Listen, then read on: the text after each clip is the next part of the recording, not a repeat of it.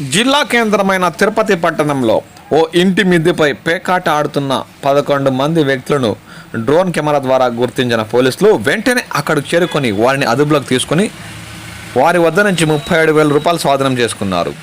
ఎవరైనా సరే తమ పరిసరాల్లో ఏవైనా అనుమానాస్పద వ్యక్తులు కార్యకలాపాలు గమనిస్తే వెంటనే 112కి లేదా సమీప పోలీస్ స్టేషన్కి సమాచారం ఇవ్వాలన్నారు.